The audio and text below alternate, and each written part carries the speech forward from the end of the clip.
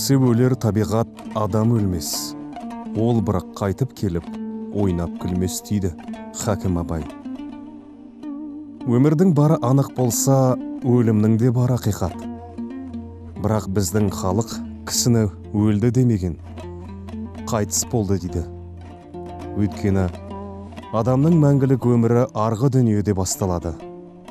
Бұл дүниені жалған деп түсінетініміз сондықтан. Артында ұрпағы ізі қалған адам бұл дүниеде де мәңгі жасайды. Ұрпақ өмірдің жалғасы. Атадан бала, баладан немере тарайды. Бұл қамшының сабындай қысқа ғұмырдың қағидасы. Тарау-тарау қазақ шежіресінде талай ұлылар өтті. Артында бірінің ізі бар, бірінің ізі жоқ. Қазақтың іздеушің бар ма дейтін сөзі осыдан қалса керек. Адам ұрпағымен мың жасайды екен. Ата немересімен, бала атасымен жарасымды. Әрімсақтан жалғасқан осы бір әдемі сабақтастық немеренің сағынышына айналса, бұл да өмірдің заңы.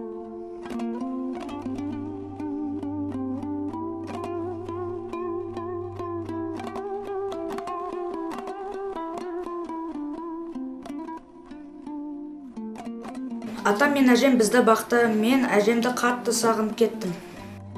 Орта Азияның қақпасы саналатын батыстағы баянды өлке, Ақтөбе өңірі тасы алтын, тауы күміс, құт құйылған, береке ұйыған ел. Ешелден ұлы адамдардың атақонысы. Осы құт тарған дархан даланың төсінде дүниеге келген Марусияның отбасында орны ойсырап тұр.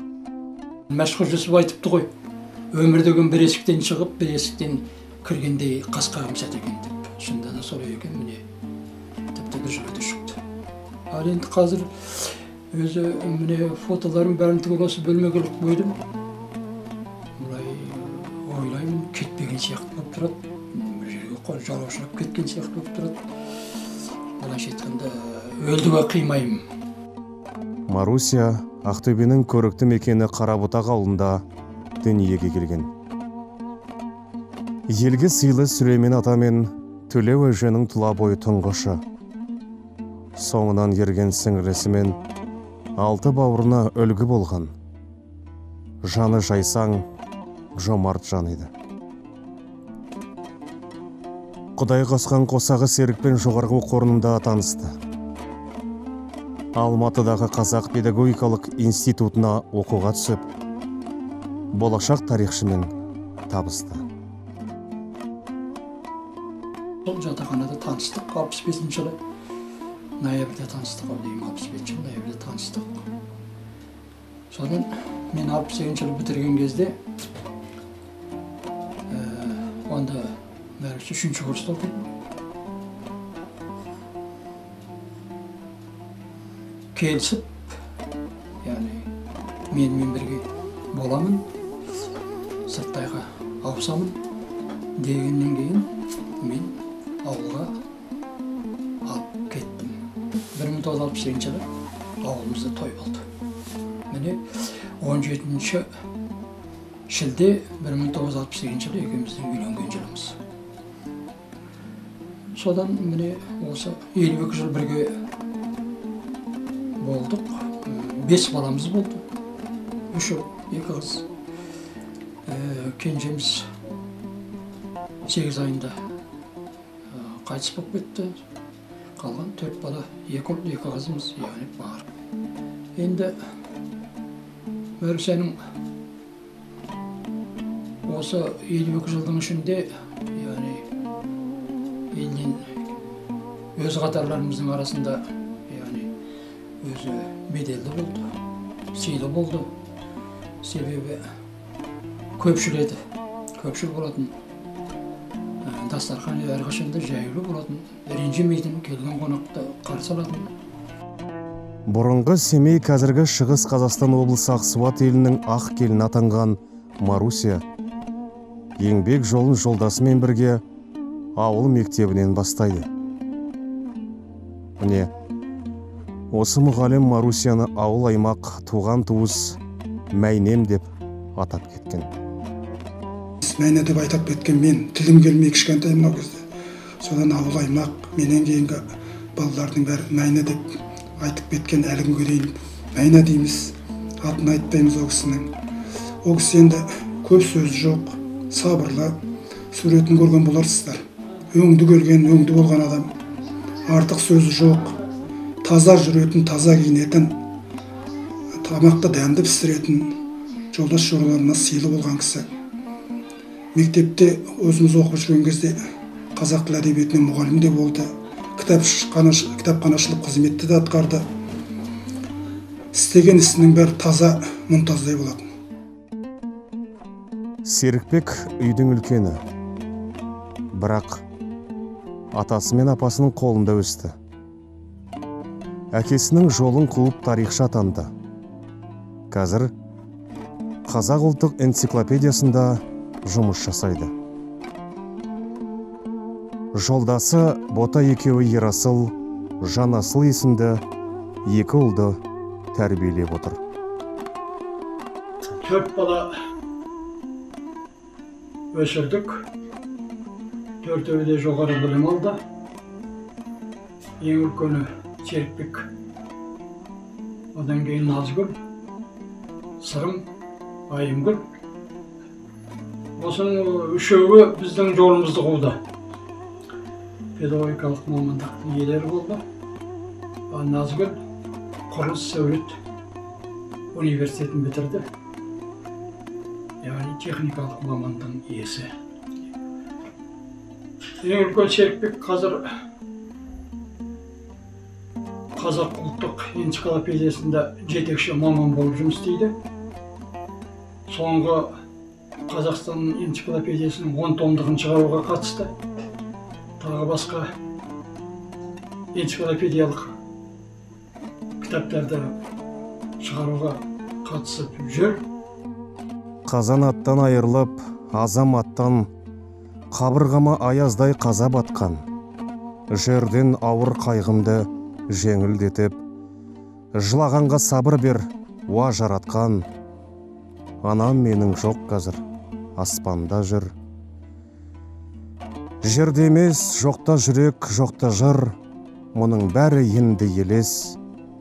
Өзің кеткелі өмірдің ұқтым бекерін, өзің кеткелі көз жасқа толды етегім. Дұға бағыштап, жырымды енді арнаймын. Білемін ана, жұмақта сенің мекенің, көне алмай жүрмін өмірде сенің жоғыңа. Алаңдаушы едің, бұралаң менің жолыма. Басыңа барып, егіліп жылап қайтармын. Келер осы бейбақ балаңның қолынан. Қамығып жүрмін, торғып жүрмін жабығып. Артыңда қалдым, қайғыңды тон қылып жабылып. Соңғы рет искеп, басалмадым ау мауқымды. Бір күні мен де жетермін саған сағынып. Өртеніп өзек сағынып барам өзіңді. Бір күні мен де жетермін саған сағынып. Сағындым ана мейірімге толы көзіңді. Салмағым салғын аз болмады өзіңе. Жер таппай қояр кінәлап жүрмін өзімді. Сағындым ана өзіңді.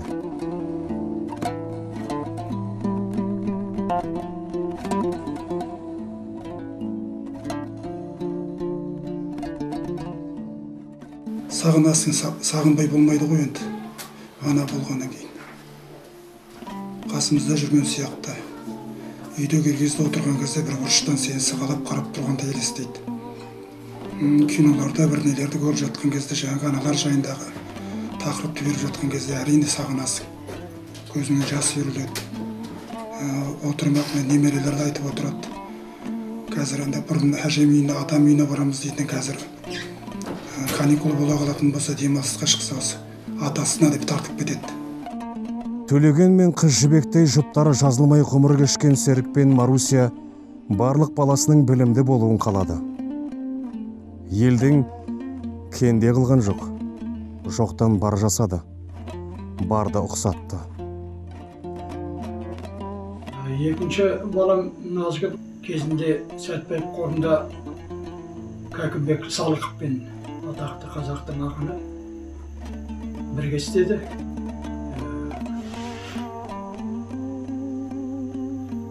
Министрлікте істеді. Қазіргі кездерде жеке кәсіпкер. Үшінші баламыз Сырым Астанада тұрады. Қазақ ұлттық мұражайда тарих бөлімінің жетекшісі болып жұмыс істейді. Қазіргі кездерде мына Әл-Фараби мен Абайдың мемориалдық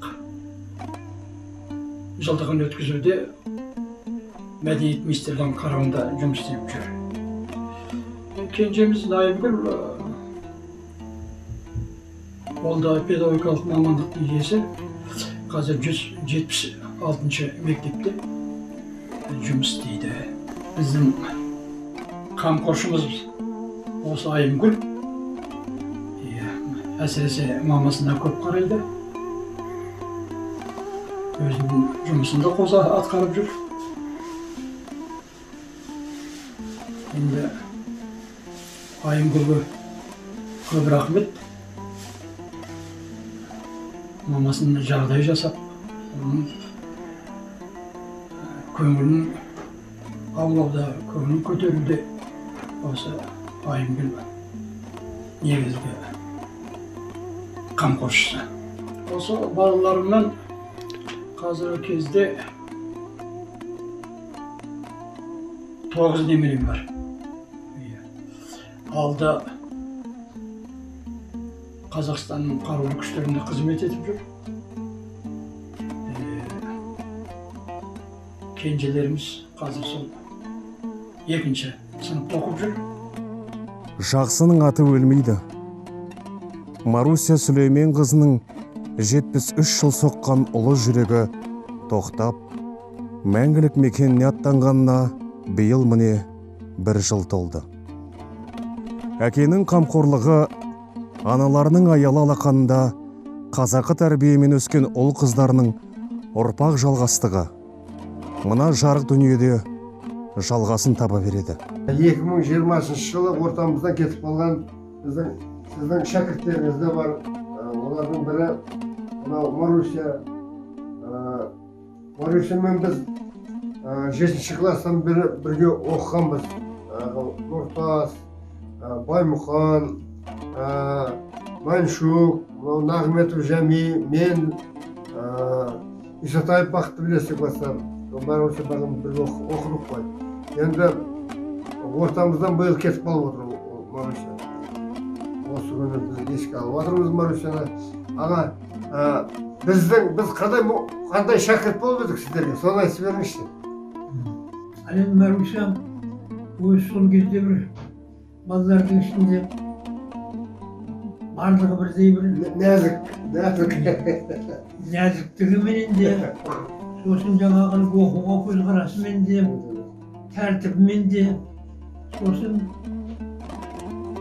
мына бір қоғамдық жұмыс бар, сондайларға араласуымен де көзге түскен баланың біреу еді. Кеше мына 20 жылдық басқосуларым болған кезде сонда да көрдім ғой. Сонда да көрдім оның жаңағы жаңа семья құрып, отбасы болғандығымен сонда құттықтап айттым. Қуанышымды білдірдім ол үшін. Міне сондықтан ол Маруся оқушымыздың мен сол кездегі жаңағы өзімнің шәкірттерімнің ішіндегі бір жақсы шәкіртімнің біреуі деп есептеймін. Өмір сағаты тоқтамайды. Оның аялдамасы жоқ. Бір кездегі жарқ еткен жұлдыз ғұмыр енді ол алқара аспаннан жарық шашатын сияқты.